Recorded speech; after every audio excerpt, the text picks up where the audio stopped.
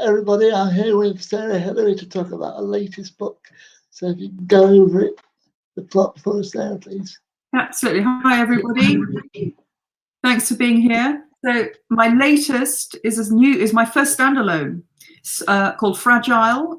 It was published last week by the week before last by Pan Macmillan, and it is the story of Nell Ballard, a young woman who was raised in foster care and is now in London. And she is searching for the young man that she ran away from the foster home with, a young man that she fell in love with when she was 15. And he has disappeared in London. And she realizes that the last time she saw him, he was disappearing into this very narrow, very creepy old house in West London called Starling Villas. And she inveigles her way in there and gets a job as the housekeeper to the mysterious and reclusive Robin Wilder, who may or may not be a terrible threat to her.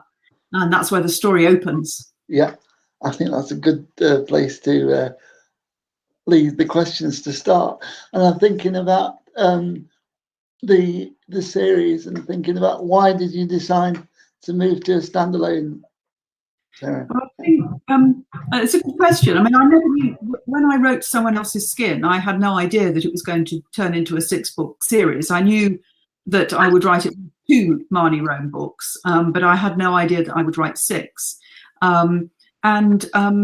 I felt that there was so the underlying backstory, if you like, to Marnie Rome was this relationship, very complicated relationship that she has with her foster brother, Stephen, who was responsible for the murder of her parents when he was 14, so 5 years before the first book in the series begins.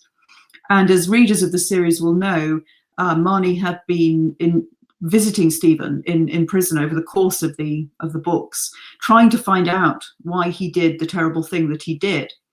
And in Never Be Broken, this strange standoff between these two people, between my heroine, Marnie Rome, and her brother, Stephen, comes to a head.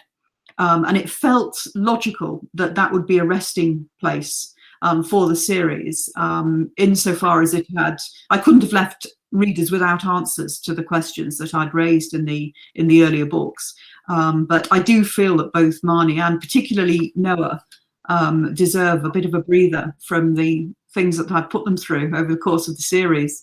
And at the same time, whilst I was writing Never Be Broken, then the voices that were the characters for Fragile began to get a little louder in my head. And all writers will tell you that we all live with voices in our heads of potential new stories and new characters.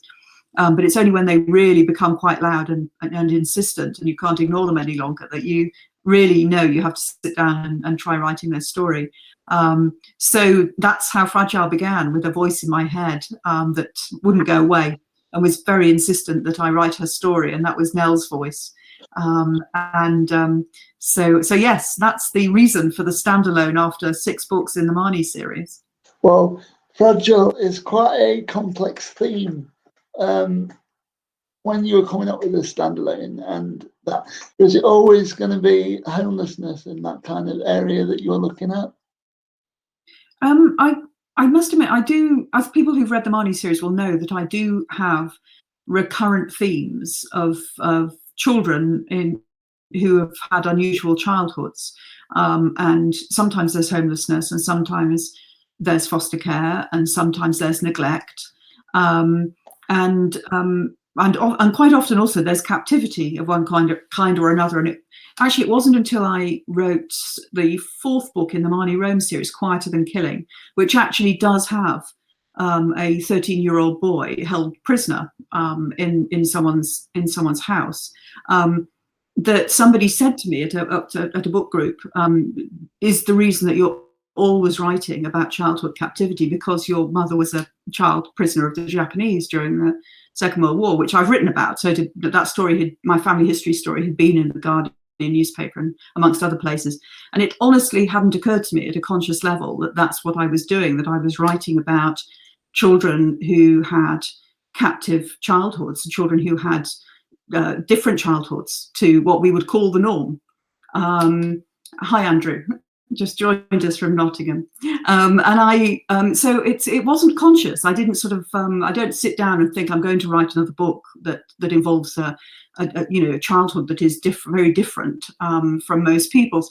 But having said that, it was almost inevitable that I would write about something like that. So I do tend to write about people on the fringes of society. I think a lot of crime writers do. I think we're attracted to those areas, those grey areas, the gaps that people fall through in society, the people that we maybe don't look at too hard in the street. I wrote about homelessness first in Tastes Like Fear, the third book in the Marnie series, and that opens with a girl who feels she's invisible. She's begging on the streets, and then people won't meet her eye, and they cross the road so they don't have to look at her. And one woman actually is very angry with her for being there, purely because she's obviously disrupted this woman's idea of what her morning in London was supposed to be like. It wasn't supposed to include feelings of pity or remorse, compassion, and she hasn't got room in her schedule for those emotions and those reactions. And I think so. I've always written about the things that make us uncomfortable at a sort of basic human level, and we should be uncomfortable about those things. And I think a good crime novel should make you a bit uncomfortable, and should make you stop and think about the things that we all take for granted, most of us, and how that is not reality for whole swathes of people. And so to that extent, I guess it was inevitable that I would write a book involving sort of the disaffected parts of society. And I suppose in some ways what happens in Fragile is that this homeless young woman who's been raised in foster care and has no concept of what a normal family is supposed to be like, she's in some ways freed from those conventions. She's never known a normal family love, normal family life, a safe home. She doesn't have all of those understandings and all of those sort of comforts, if you like, in the back of her mind. And so she goes quite fearlessly into a house where most of us wouldn't go, and she tackles people that most of us would stay very, very wide of, or be very suspicious of. And so it makes her, in some ways, she's quite vulnerable now, but in other ways, she's really quite dangerous because she doesn't know what to be afraid of. And that is quite an interesting, I found that really interesting to write.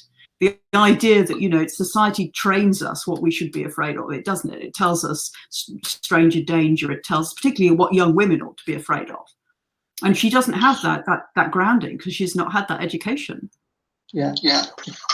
When you're developing those different sides of the character, what's it really difficult to get the different elements of her voice, or is it okay?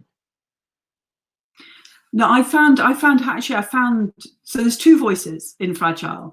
There's Nell, who's narrates in the first person, and I actually found her voice came to me very easily, even despite the fact that actually she is, in some ways, I mean, some people have called her an unreliable narrator, but I don't think she's unreliable in the sense that she's holding information back. It's just what she allows herself to think about. And there's a terrible tragedy that happened in the foster home where she grew up, and she doesn't allow herself to look at it too closely. She carries it with her, this secret, but she is afraid to examine it too closely. And so we know there's something she's not telling us, but it's not because she's trying to trick us.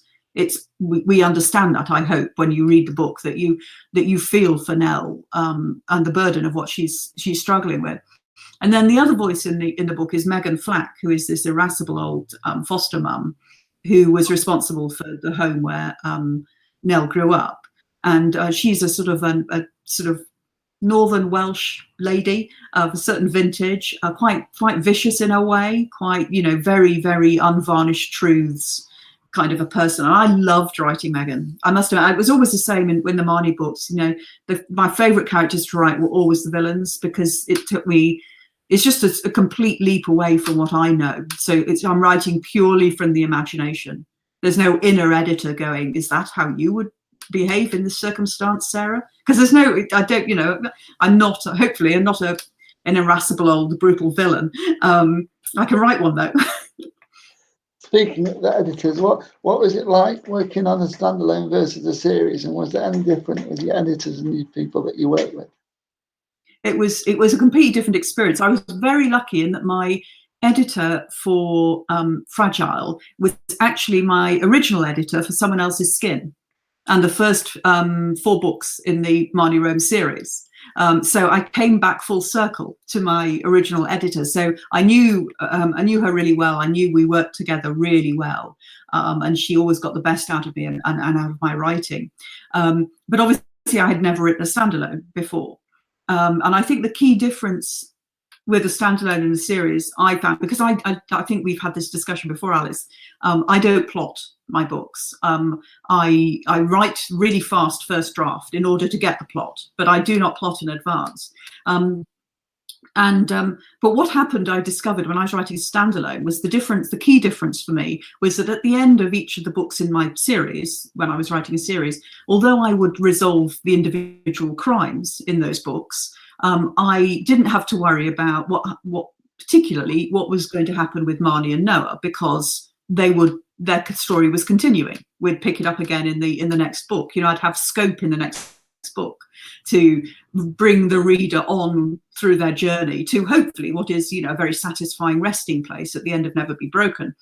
In Fragile, I knew I had to arrive at a really good ending where the reader would feel satisfied, that each of these characters had got what they deserved, good, bad, indifferent, but actually what the character deserved to get over the course of the story, from where they started to where they ended. So I ended up writing the ending really early in the process, and I've never done that before in a book. I've always just seen where it's taken me, and maybe I've written the ending when I've written about 2/3 of the book, I might go, now I know how I'm going to end it.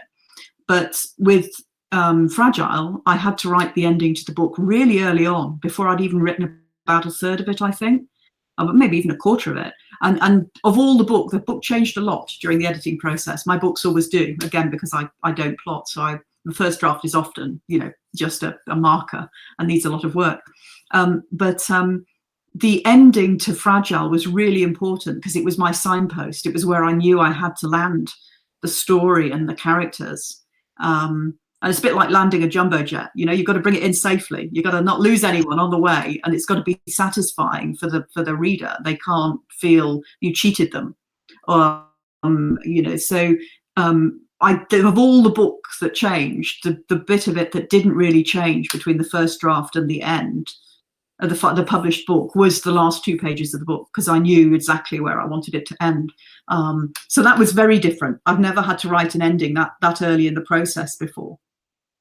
Do you think that was because, with it being a series, the ending was different, with the fact that you knew that it was likely that Marnie was going to be okay until obviously you decide to, it's that style.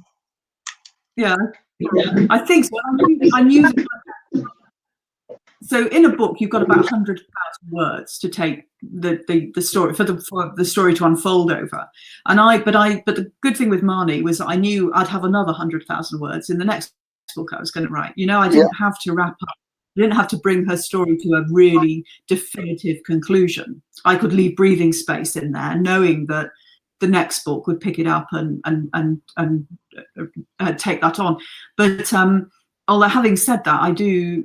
That's why I felt okay with resting the series with Never Be Broken, because I thought I need to get some resolution for readers in Stephen's story and Marnie's story, and also without giving any spoilers, the penultimate book, as it stands at the moment, book number 5 in the series, does have a real heart-slamming cliffhanger of an ending for Noah. And that had to, I would never have rested the series there. That would just be cruel. To take readers right to the brink and then just duck out on them would have felt really wrong. So I think, I always hope that, I'll have more stories to tell with Marnie and Noah. I feel like I think about them quite often. I think, I wonder what they're up to. right now, and that was just a nice way to feel about your characters, I think. Taking the characters to the end must be kind of complicated, but it must be a bit of an emotional roller coaster for yourself, because when I was reading someone else's skin, of course, I didn't realize it was a series. So building that tension and the roller coaster, did that change throughout the series, and was standalone easier to cope with or harder? I think once I'd settled on the ending to Fragile, it was easier because I knew where I was headed for. In the Marnie series, you're right, there is a roller coaster. And I mean, one thing I did notice was that with each book that I wrote, readers would very early on, readers had the same response that I did as a writer to Noah Jake, the detective sergeant in the series, and they became very protective of him, and they became quite cross with me for the things that I put him through on the course of the books. And each time a new book would come in the series, everybody seemed to believe that I was going to do something really terrible to Noah, and so they would have that roller coaster. And they would think this is going to be the book where she's finally, and it was unusual to me that people would have that thought in their head, because I thought it was, I had such fondness for it. Maybe we shouldn't, as writers, have such fondness for our characters. Maybe we should be utterly ruthless. But I think if you fall for a character, I mean, I don't know if you've read the latest in Mick Herron's series, Slough Hounds. Yes. And again, absolutely no spoilers, but I think I love virtually every one of those characters working in Slough. Yes, even Roddy Ho, I mean, who you're not supposed to, I'm pretty sure. Even Jackson Lamb, and so if something happens to one of those characters, and Mick is quite ruthless in that respect. For a lovely man, he is really ruthless with his characters and his readers. So I think, and if you've taken your readers on that journey with you, you have them in the palm of your hand, and you can make or break them, with the words that you write on the page. So I was very conscious of that when I was writing Fragile. I don't really do happy endings. I think people that have read my books will know that I don't really do happy endings, but I try to do satisfying endings. I like the reader to feel, yeah, that's how it should be. That feels right,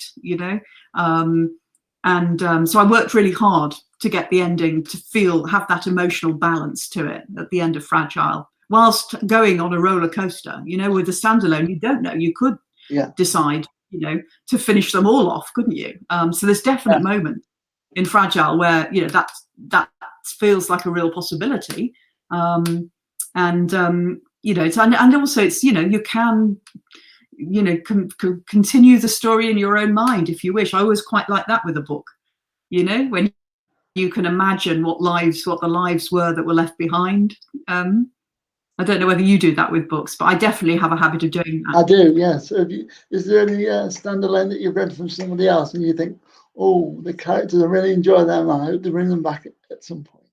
Yeah, that's a good question, actually. I have to say there's so many standalones that I love, and so including ones that influenced Fragile. So Rebecca is the obvious one, but people have, of course, written sequels and prequels to Rebecca. But I think sometimes if a story is as perfect as that, it's funny, isn't it? Because I suppose I think it was Steve Watson, S.J. Watson was asking me this on Twitter the other day, which series would you like to write? Which existing crime book would you like to pick up and write if the estate was willing to give you the rights to do that? And so I said without any hesitation, Tom Ripley. I would write this, and Steve said he'd fight me for it. But I think in some ways it's easy with a series. I'd love to see a continuation of the series of Ripley. I would love to write the continuation of the series of Ripley. But I think with standalones, I don't know. A good standalone has a contained life.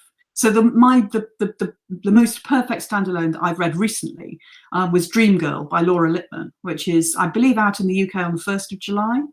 And now that is so perfect. I love the characters in that book, but you couldn't beat the way she ended it. it is just so complete and contained that it would be wrong to I think about the characters in that book though, but I don't think about I would like to see them come back and have another go.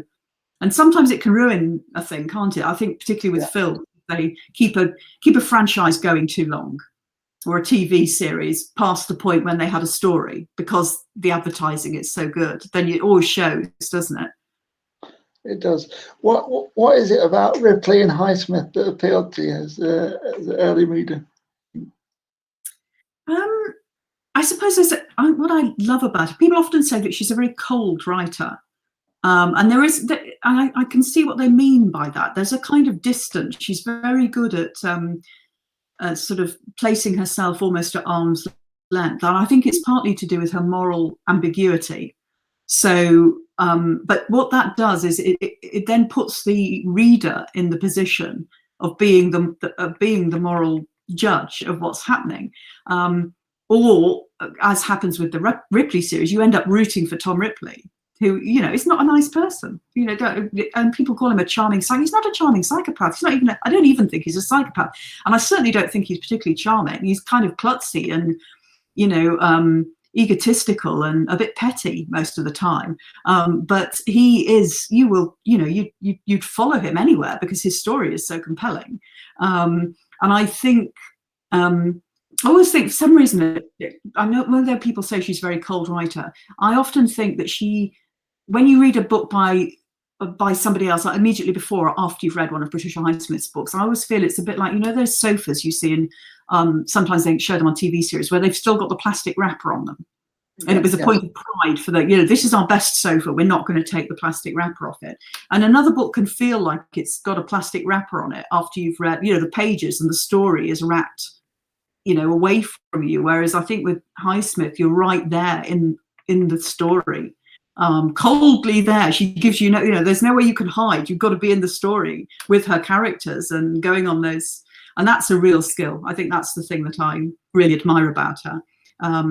And she does it so dispassionately, you know, with such economy. She shouldn't really be able to achieve it in the way she does. I mean, I find myself using too many words sometimes to try and get the same effect. And then you've got to par it right back and see if you can still move the reader in the same way with fewer words. So I think it's that she's a great writer to aspire to as a craftsperson, you know, to get better at your craft. Is she one of the reasons that you like writing thrillers so much, you think? Yeah, I think so, definitely. Although there's plenty of contemporary thriller writers that are absolutely fantastic. But there's something about the way that I mean, not all of her books were fantastic by any stretch. There's obviously, as with any writer, there's some that are much better than others. But you always know when you're reading a Patricia Highsmith book, because she's got that kind of quiet, insidious sort of, you know, and you're kind of just going, oh, this is fine. I'm just reading. It's almost like a textbok, it seems at times you're reading. She's giving you very factual accounts of things, but it starts to feel really real. And I think that's how so you read them and you go, how did she do that? How did she have that effect on me? And then you go back and you read them again. And so I find them very inspirational when I'm writing, to read a book like that, or to read any good book really when you're trying to create something new yourself. What would you say it is about Mick Herron that allows you to escape? Because for me, it's comedy, but I didn't know whether you felt the same.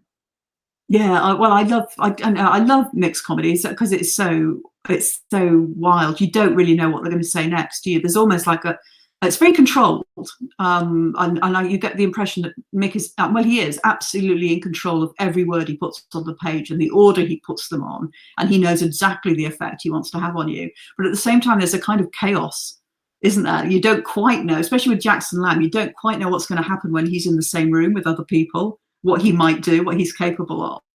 But I also think there's enormous compassion in the way he writes some of the characters. I mean, Catherine Standish is an extraordinary character, you know, recovered alcoholic, and there's something to that character. She's one of the best women written by a man, I think, in contemporary fiction, and absolutely moves me, you know, to tears really, and River as well. You know, there's something about him as well, and that he shouldn't be one of the. They all feel they shouldn't be in the failed spooks world, don't they? They all feel that they were wrongly done by, Yeah. but River really was, you know, he really was cheated out of his glittering career as a spy. So there's something particularly poignant about him, I think.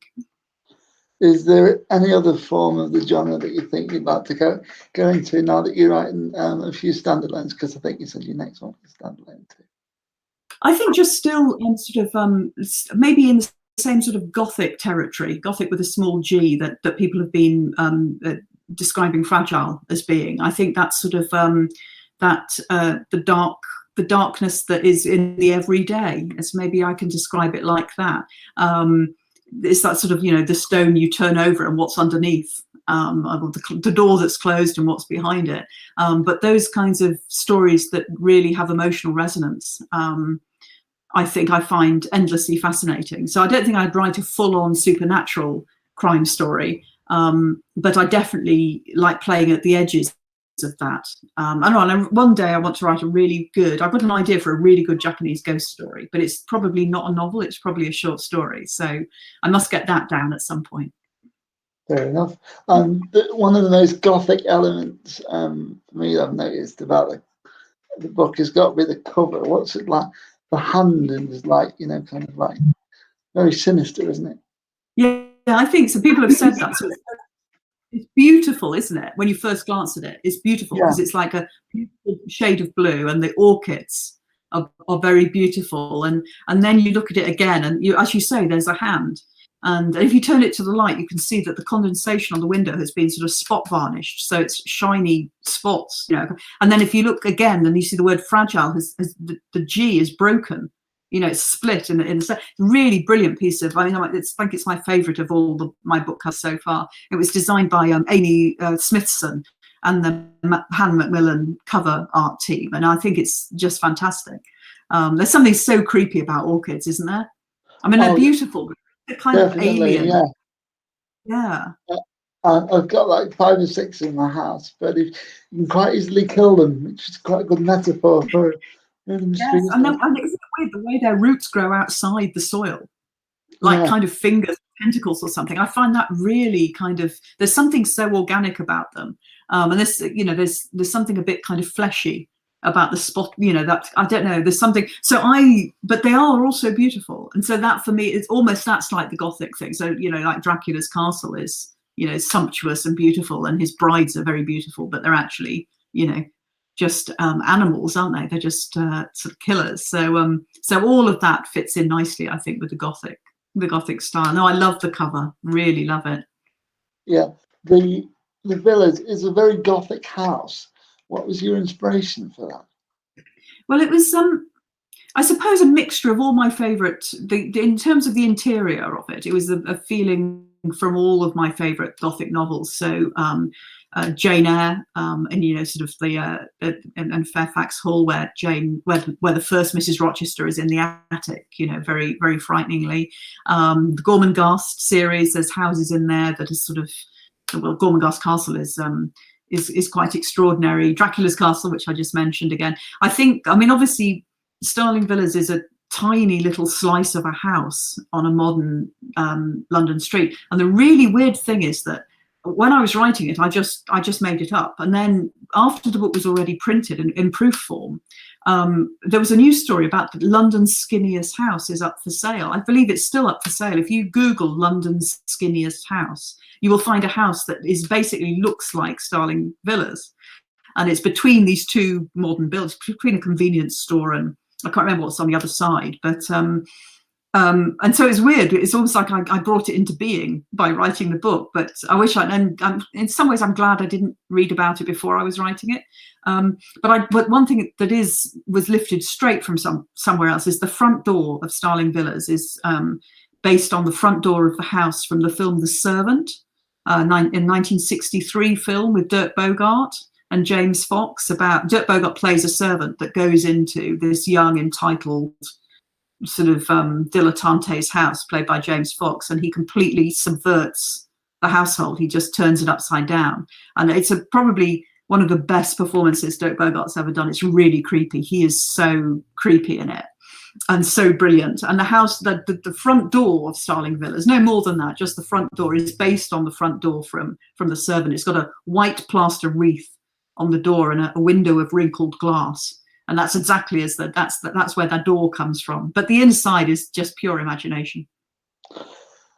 Me and you're both big fans of the audio book. What did Imogen Church bring to the narration of the standalone versus the series? Because of course she would have been Marnie or Noah in your head. Yeah. Well, I really hoped, I really wanted her to read it. I just love, she does something, she's amazing, isn't she? And she just brings something to everything that she does.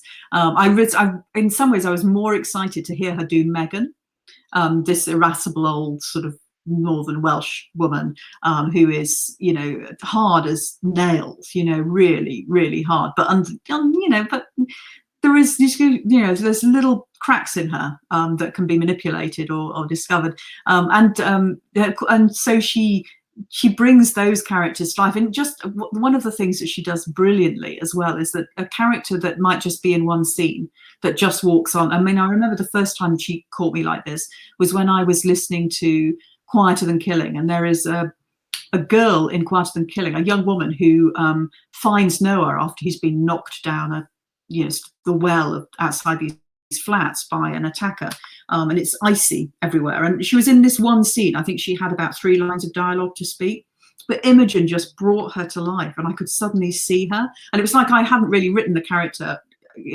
alive, but when Imogen read her, she just jumped off the page, and she became, you know, she had a backstory, it felt to me, and she had a future. And so I think that's what audiobooks do, that the writer, in the same way the reader changes the book, you know, but by what they bring to it and what they take from it. I think with audiobooks, you know, the narrator can just build a whole new world, and an even deeper, a more detailed world than the writers has produced. I think Imogen definitely does that. Oh, definitely.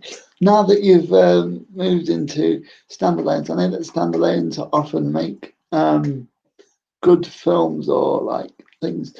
Who would you say would be the character that you would choose, and who would play the parts in Rajal? I know. That's such a good question. I have absolutely no idea, and it's weird because I for somebody that loves film and television as much as I do, and I really, really love film and television, so most of my research into the Marnie Rome series would have been based on really good crime dramas on the television rather than real life research.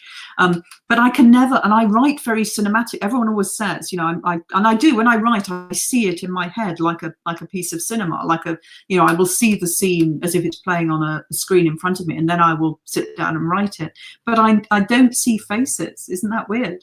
So I don't cast. There's only one person that I ever cast in my mind's eye before people started asking me who I would cast as Marnie, and that was her original boss in the first 3 books, I think he was, Tim Welland.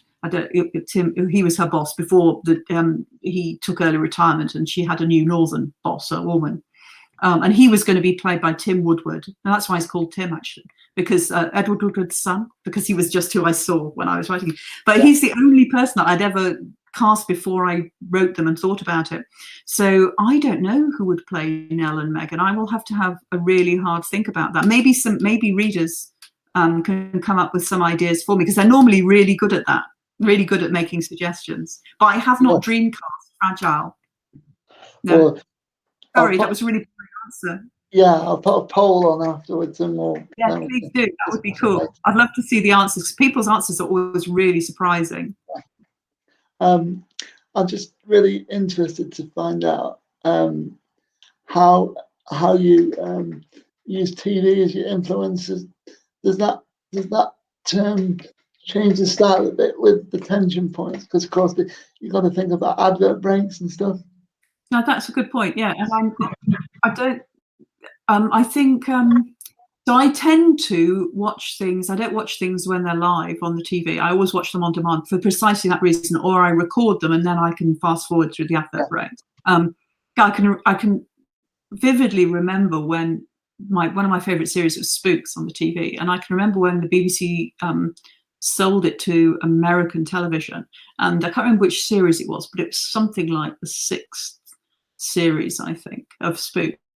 And they suddenly started creating mini cliffhanger advert break times. So the scenes would suddenly there'd be some action and an unresolved thing, and then they would cut to another scene, and you just know that's where the advert break went. And it changed the entire format of the show. It changed the shape of it and the momentum of it, and it was really noticeable. And of course, you don't notice it if you're watching a show on ITV because you're used to there being a cliffhanger before an advert. It's how they hook you to keep watching. But I must admit, I don't have much patience for I like to see the show complete, and it's a weird one, isn't it? Because they, especially American shows, they're built around advert breaks because that's how they pay for the airtime. You know, they're dependent on the advertising, and so it does give a completely different shape to the show, and you have to get into the rhythm of that. And if you are watching it on Netflix, then with no advert breaks, then you're always impressed by how short the scenes are. So I'm rewatching Pose at the moment, which is the brilliant Netflix series by Ryan Murphy, and or something like The Assassination of Gianni Versace is another good example where they are built around advert breaks when they were originally shown. But it makes for a really interesting structure because you have very short scenes, like short chapters, which is always what I try and write. And I must admit, I do try and write short chapters with cliffhangers at the end of them. I suppose maybe I got that from watching TV. It took me a long time to answer your question in that way and to come to that realization, Alex, but that was a really good question. That's fine. I was just thinking about that because you said you like shorter chapters, but in this one, there was a couple of longer ones when you're talking about how the character stories developed. Did you feel like you needed to shorten a few that couldn't in the book? Possibly. I suppose I felt that I think the first person, which I've never written in before, actually that's not quite true, because in Come and Find Me, the fifth Marnie Rome book, there are some chapters that are narrated in the first person by the one of the characters who is in hospital, and he's in a coma, but you hear his voice as he tells you what happened in the prison that ultimately put him into the coma.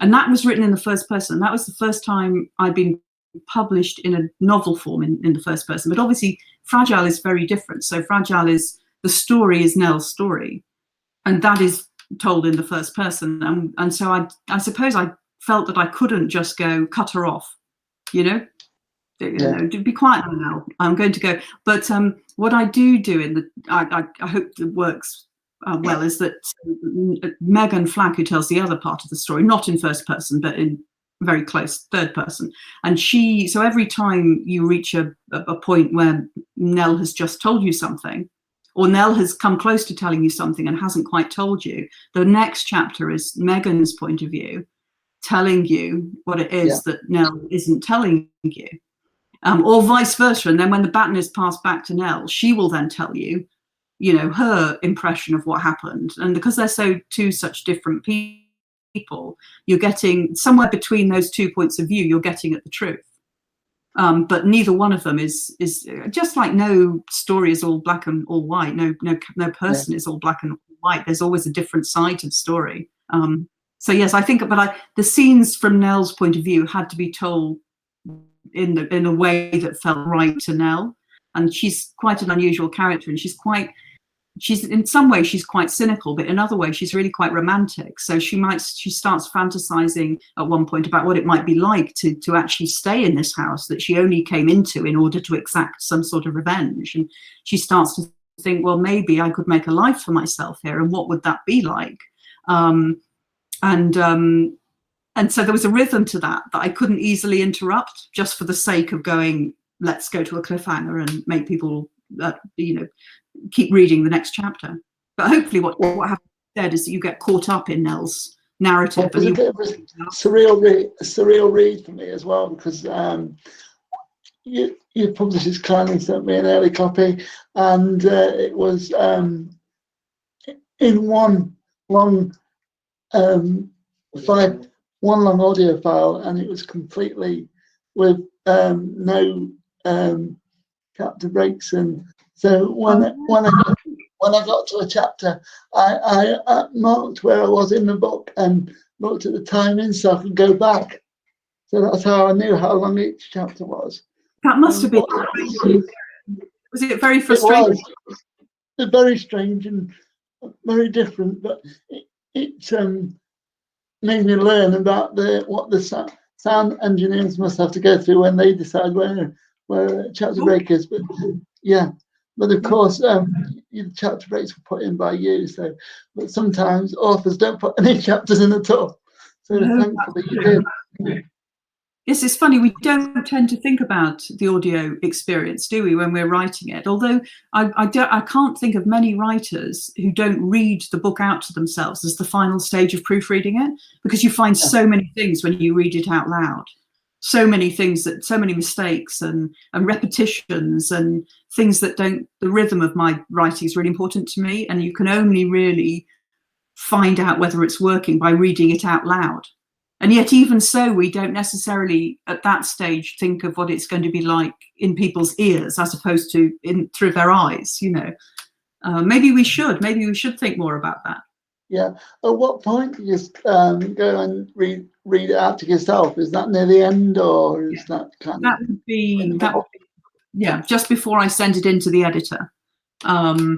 Sometimes earlier, if there's a particular section that I want to see whether I understand, whether the voice is working. But I always run the risk, if I do that, of doing some awful accent. I can remember reading out an Irish character who appeared in Tastes Like Fear, and attempting, because it was just me and there wasn't going to be, I thought no one was listening. I thought I could get away with it. So, and it was important that I got the rhythm of the speech of his Aidan, the Irish guy that Marnie goes to visit in prison. And my kid came and knocked on the door after a while. And he said, "What are you doing?" And I said, "I'm just reading my book out." And he said, "Well, what is that?" And I said, "That's my Irish accent." He said, "Well, no, please don't. Can you just..." It was completely right. It was terrible. I would never want the public to hear that. But it was really important to know whether I'd got it, whether it flowed. Which is weird because it's not as if other readers will be reading it out loud. So I must be thinking about the audio process in a sense, I suppose. Yeah, because reading your own stuff out, does that kind of scare you a bit? And is that why you leave it until later? Because with me having to dictate it, I always have to read stuff out early. So. Yes. No, I quite enjoy the reading out loud bit because at that stage, as I say, it catches so many things. There's so often I'll find missing words that I've proofread it so many times on the screen and on the page, but I just haven't seen them. And it isn't until I force myself to read out loud that I can see where things like that have happened. But no, I quite enjoy that part of it actually. I don't know why. But I no, it doesn't scare me. I suppose because it's a milestone. I know that once I've done this bit, it's very, very close to going off to the agent, to the editor. So, are there any bits after you've done that and you think, oh, that needs to change after you've read it out and done? Yes, sometimes. I mean, but then you do that as a writer, you do that right up until and including when the book has come out. Oh, when it's in that, you'll suddenly go, "Oh, I wish I'd done this instead," or you read it, you pick it up and read it, and then you just think that word would have been better. But that's why there comes a point where you have to stop reading it and you have to just writing it and you have to send it off to be published. But I think unlike a lot of writers, I would keep editing forever and keep tinkering forever if I was left to my own devices. But it's just as well I'm not. You've always done a lot of teenage voices in the books you've written. Why do you think you've got such an affinity for teenage voices? That's a very good question, actually, and I don't really know. I suppose I can remember what it felt like to be that age. Although often the people that I'm writing are nothing are vastly removed from my own experience at that age, because I had a very safe and happy upbringing. Although I had quite torturous teenage years because I felt that I didn't really fit in. I felt very sort of to one side of everybody. So maybe that's what it is. Maybe that could have been when I first started deciding for sure that I wanted to be a writer. I was consciously aware of it at an earlier age, but I think perhaps I took refuge in writing a lot when I was a teenager because it helped me make sense of the weird social dance that was going on around me that I didn't really belong to. I mean, some of my friends were punks, but I wasn't a punk. And I wasn't into, you know, things that most of the other my friends at school were into, you know. And so it was, I did feel quite alien. I mean, most people do when they're teenagers, don't they? To one extent or another, you feel a bit alien in your own skin as much as in, you know, in society. So maybe it's that. Maybe I can, you know, that's when I first became an observer as opposed to a participant, and that's where the writing gene really took off. Because of course, in your second book, it was you were writing from children as well, so that's very different to writing an adult. Yes, and it's always really important to me that you don't over complicate children's voices when you hear them. It's got to be authentically how a child would react. What you don't want to do is suddenly have the child using a big word or a big concept to describe something that no 6-year-old would think of or approach in those terms, or no 12-year-old would. So I think it's always really important. And I think that's the joy of writing children and teenagers in a way, because they have an unfiltered view of society sometimes. Certainly, for instance, Nell does. In Fragile, she doesn't come with all that baggage that the rest of us do about how people are supposed to behave and what society's rules are. And so it frees you as a writer, and it frees the story from those preconceptions. It lets you shine that lens on learned behaviours and what we would consider to be everyday occurrences, and ask, is that right, that should be considered normal? Is this what the everyday world should be like, or maybe we should be thinking about it differently? And that's really what I'm always trying to do in my books, to get people to take a step back and look afresh at what they thought they knew. It's definitely a fresh approach with Fragile, because there's no police voices in there. So is that hard to leave the police voices behind, or was it a nice new experience? Yeah, I actually liked the fact that I was able to not have the police, because I think I found it quite difficult when I was writing Never Be Broken, if I'm candidly honest. That I was writing at a very difficult time, and actually the world has only become more difficult, I think, in terms of our relationship with the police in the last 2 years. Certainly when I was writing Never Be Broken, it was not long after the Brexit vote, and for the first time in the course of the 6 books in the series, I could no longer ignore the fact that, you know, Noah Jake is black and gay and a member of the Metropolitan Police. And previous to that, I'd been trying deliberately not to make his race or his sexuality a part of the story. I wanted it to, he's happy, and I didn't want it to be a book about how difficult it is to be black and gay in the police force. But it is undoubtedly difficult to do that and to be that. And for the first time in Never Be Broken, I thought, I can't ignore that. I've got to confront that. And because I'm meant to be writing about reality to one extent or another, it's fiction, but it's meant to be based in reality. And it felt dishonest to pretend that his life would continue to be smooth in this new hostile world that we live in. So, but I think crucially in Fragile, it just feels to me like, because there is this slightly surreal, sort of slippery feeling to the story deliberately, that if the police had come in, it would have taken, I don't know what I'd have done with them. Even such astute and compassionate police as I hope Marnie and Noah are, I don't think they would have known what to do in Starling Villas, because it's such a strange house, and what's going on in there is so strange that it's not like you could just round them up and put them in handcuffs. And maybe that's how I should have ended the book. And then Marnie and Noah turned up and arrested everybody. The end. But no, it was in one sense also, it was very freeing in that I didn't have to go and check the latest CPS rules or any of those kinds of things, because it was to one side of that sort of reality. You know, it was about reality still. I feel that it's about, you know, the reality of the young people that I was writing about, you know, the reality of a certain kind of life in London. But I didn't need to go and research any police stuff, and that was quite nice. It must have been quite a challenge to do the research. Like, what was the hardest bit of research for Fragile versus the series? Fragile. I think probably the trickiest bit was finding the location for the lake. So most of the story takes place in London, but the near the foster home in Snowdonia in North Wales, where Nell grew up, there was this old, basically it was like an old quarry that is also a lake. And such places do exist. My one's fictional, so it's not based on any one specific in particular one, but the lake is the scene of a terrible tragedy. It's part of the reason that Nell is carrying this secret and feeling this burden of guilt. And so that was tricky, working out exactly where this quarry / lake would be, and the circumstances under which young people might be able to access it, making that feel sort of gothic but real at the same time. But then I managed to find exactly the sort of place that I was after, and in a different part of Wales to the one I was writing in, but near enough.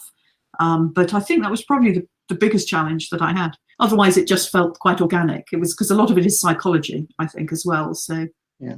Yeah. Why Wales as a base for the care home? I spent all my summer holidays in North Wales as a child, and so oddly enough, the house that Nell, grew up in this foster house, which is quite, really a tough place that she grew up in. But room for room, and this house is absolutely just based on another house. It's based on my maternal grandmother's house in North Wales, which is my happiest place when I was growing up. I spent all my summer holidays, long ones, because my dad was a teacher, so we had 6 weeks every summer in this amazing house, so I just decided to use that house to make into this place that, it's happy for some of the children and not for others of the children. It is what you make it, the house, in some ways. But it gave me great freedom to be able to move around inside the rooms, inside the house, because I knew it so deeply and intimately, this house. And I love writing about the sea and the coast. It was one of the, I'd often have the Thames in my Marnie series, but I miss being able to write about the sea, and lots of my short stories used to be about that. So that felt really special. And I love Wales. I just think there's bits of Wales that rival anything that you could find in the Swiss Alps or, the German forests. And it feels very secretive, that part of Wales, especially Snowdonia and North Wales. I think it's a very different experience if you live there as opposed to if you go there as a tourist. And so I loved that about it. I loved the secret feeling of it, and a great place to sort of grow up, in one sense. In another sense, not a great place to grow up, but again, it's right there on that knife edge between the two. It's really cool scenery and stuff. But as you were saying about your short stories and things, how different is it trying to write the scenery and locations when it comes to that? And where can we find them? Short stories. Yeah, I think I can't remember who said this, but somebody said that I write novels because I don't have the time to write short stories. And I do think a good short story is really, really hard to get right. In the same way that a standalone in some ways is tougher than a series, because you've got a limited number of pages and a limited number of words to tell the complete story. But then with a short story, obviously you drill down even deeper into that discipline. And I think always the trick I feel is with writing any fiction is to, with the fewest possible words, have the biggest possible emotion impact on your reader. So I think it's choosing those right words in order to immerse them in that scene. So I often write quite a lot about how things smell and the sounds that are around, and how things feel, and textures and colors. Because I think then the reader is sharing the burden with you. Then they are, the scene is coming to life in their heads, and that's the key thing, I think, when you're reading, is that you're able to picture very clearly what you're seeing and also feel the same things that the characters are feeling. Yeah, it's quite interesting you say that, because Stuart McBride also follows the same philosophy. I just wondered, as we're getting close to the end, is there any books that you could recommend to the audience that are watching today that you recently read and would recommend to people? Yeah, so the book I am reading at the moment is terrific. It's not a crime novel, although there is a death in it, a very tragic death. It's called Water Shall Refuse Them by Lucy McKnight Hardy, and it's sort of a bit like Shirley Jackson meets British folk horror.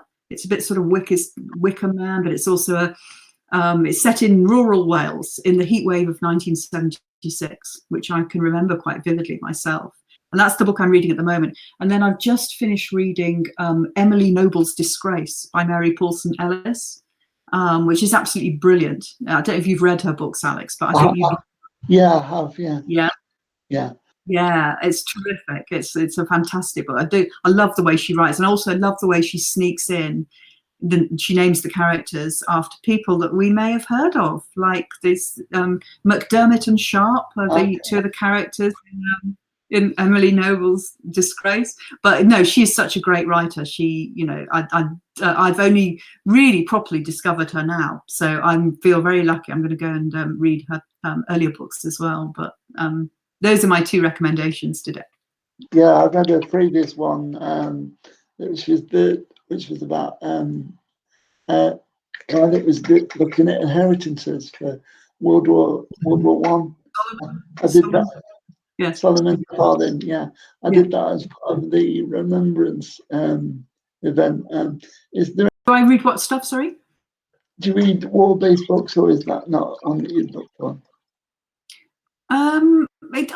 To be honest with you, I will read. I like reading anything. If I'm honest with you, I will read. Except poetry, I struggle with. Although I do like some poetry, but I try and read really widely. So I love nonfiction too, and short stories. I really love short stories and flash fiction. You know, really, really short stories. And so I just wish I had more time to read. I think most writers probably feel that, because there comes a point when you have to just stop reading other people's brilliant words and try and stumble your way through some of your own. It's always difficult. Yeah. I'd just like to say thank you so much for doing this evening, and also thank you so much for helping me out with my book. I'll let you know what's going to go on with that in near future. Yeah, I'd be really excited about that. Shall I quickly answer the question from Andrew that appeared in the chat bar? Yes, please. Yes. If you were walking past a derelict building, could you get an idea that would form in a Marnie book? Yes, definitely. I love derelict buildings. I'm absolutely obsessed with them. There's a website called, I think it's called something like Forgotten London, and it's all about derelict buildings. So it's fantastic, great resource, fantastic for my particular books. Are my books available in libraries and audio? Yes, they definitely are. That's really nice, Andrew, that you said it felt like you've been going on a great journey, which is important in a crime novel. I agree. So lovely for you to have joined us this evening. And thank you, Andrew. And thank you, Alex. I really enjoyed that. No problem at all. I really enjoyed it myself. Thank you. Okay.